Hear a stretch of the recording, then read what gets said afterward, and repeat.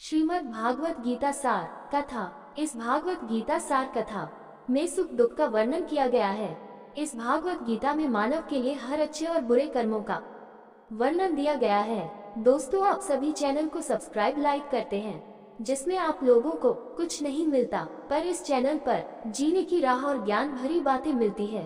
तो आपसे निवेदन है कि हमारे चैनल को आप सब सपोर्ट करें और हौसला दें कि हम आप लोगों के लिए अच्छा ज्ञान, अच्छी बातें और अच्छे राह पर चलने के लिए अच्छा ज्ञान आप सबके लिए पहुंचाता रहूं। नमस्कार मित्रों, आप सबका हमारे चैनल पर स्वागत है। दोस्तों, इस चैनल पर सारे वेदों का ज्ञान मिलेगा। भगवद गीता अध्याय 4 श्लोक 11। ये यथा मां प्रपद्यन्ते तांस्तैव भजाम्यहं मम वर्तमानुवर्तन्ते मनुष्या पार्थ सर्वश। ये यथा मां प्रपद्यन्ते तम तथैव भजाम्यहं मम वर्तमानुवर्तन्ते मनुष्याः पार्थ सर्वशः। तू कौन?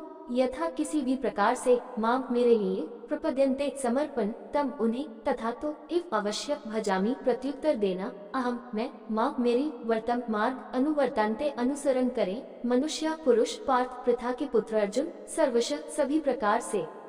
ये यथा मम प्रपद्यन्ते तंस्तथैव भजाम्यहं मम वर्तमानुवर्तन्ते मनुष्याः पार्थ सर्वशः। अनुवाद: जिस तरह से लोग मेरे प्रति समर्पण करते हैं, मैं उसी के अनुसार प्रत्युत्तर देता हूँ। हे पृथा के पुत्र, जाने अनजाने हर कोई मेरे मार्ग का अनुसरण करता है। यहाँ भगवान कृष्ण कहते हैं कि वे हर किसी के साथ वैसा ही व्यवहार करते हैं जैसे वे उनके प्रति समर्पण करते हैं। जो लोग ईश्वर के अस्तित्व को नकारते हैं, वह उनसे कर्म के नियम के रूप में मिलता है। वह उनके दिलों में बैठता है, उनके कार्यों को नोट करता है और परिणाम देता है। परंतु ऐसे नास्तिक भी उनकी सेवा से विमुख नहीं हो सकते। वे धन, विलासिता, रिश्तेदारों, प्रतिष्ठा आदि जैसे विभिन्न रूपों में भगवान की भौतिक ऊर्जा माया की सेवा करने के लिए बाध्य हैं। माया उन्हें क्रोध, वासना और लालच के प्रभाव में रखती है। दूसरी ओर जो लोग अपना मन सांसारिक आकर्षणों से हटाकर भगवान को लक्ष्य और आश्रय के रूप में देखते हैं, वह उनकी देखभाल उसी तरह करते हैं जैसे एक माँ अपने बच्चे की देखभाल करती है। श्री कृष्ण भजामी शब्द का प्रयोग करते हैं, जिसका अर्थ है सेवा करना। वह समर्पण करने वाली आत्माओं की सेवा करते हैं, उनके अनंत जन्मों के संचित कर्मों को नष्ट करके, माया के बंधनों को काटकर, भौतिक अस्तित्व के अंधेरे को दूर करके और दिव्य आनंद, दिव्य ज्ञान और दिव्य प्रेम प्रदान करते हैं। और जब भक्त भगवान से निस्वार्थ प्रेम करना सीख जाता है, तो वह स्वेच्छा से स्वयं को उनके प्रेम का गुलाम बना लेता है। श्री राम हनुमान से इस प्रकार कहते हैं: एकैकस्योपकारस्य प्राणान् दास्यामि ते कपेशीर्षस्योपकारणा भवाम ऋषिणो वयम। वाल्मीकि रामायण V14। हे हनुमान, आपने मेरे लिए जो एक सेवा की है, उसके ऋण से मुक्त होने के लिए मुझे अपना जीवन आपको अर्पित करना होगा। आपके द्वारा की गई अन्य सभी भक्ति सेवाओं के लिए मैं सदैव ऋणी रहूंगा। इस तरह भगवान हर किसी के साथ प्रतिसाद देते हैं, क्योंकि वे उनके प्रति समर्पण करते हैं। यदि भगवान अपने भक्तों पर इतने दयालु हैं, तो कुछ लोग इसके बजाय दिव्य देवताओं की पूजा क्यों करते हैं? वह निम्नलिखित श्लोक में बताते हैं।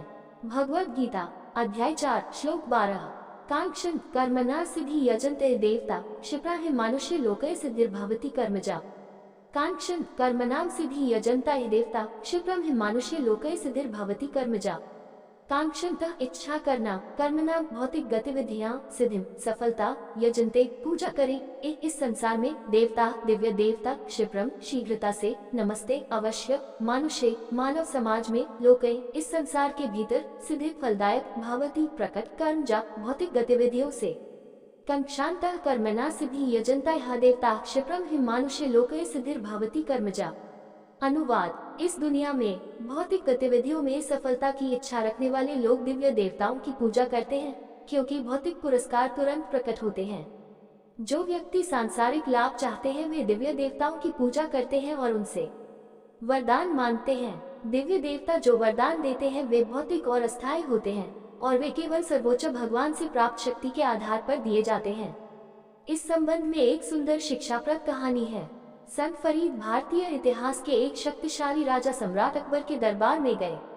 वह दरबार में दर्शकों की प्रतीक्षा कर रहा था, जबकि अकबर अगले कमरे में प्रार्थना कर रहा था।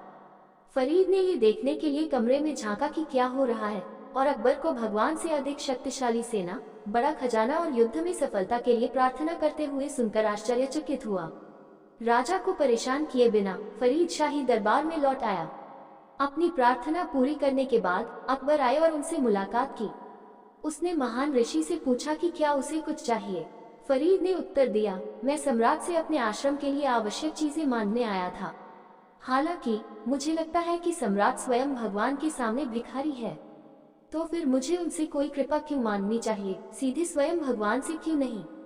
दिव्य देवता केवल परमेश्वर द्वारा उन्हें प्रदान की गई शक्तियों के आधार पर ही वरदान देते हैं। छोटी समझ वाले लोग उनके पास जाते हैं, लेकिन जो बुद्धिमान है उन्हें एहसास होता है कि मध्यस्थ के पास जाने का कोई मतलब नहीं है और वे अपनी आकांक्षाओं की पूर्ति के लिए भगवान के पास जाते हैं। लोग विभिन्न प्रकार के होते हैं, जिनकी आकांक्षाएं ऊंची और नीची होती हैं। श्री कृष्ण अब गुणों और कार्यों की 4 श्रेणियों का उल्लेख करते हैं। दोस्तों, आपसे निवेदन है कि हमारे चैनल को आप लोग सपोर्ट करें। ये वीडियो अच्छा लगा हो तो लाइक शेयर सब्सक्राइब जरूर करें। धन्यवाद।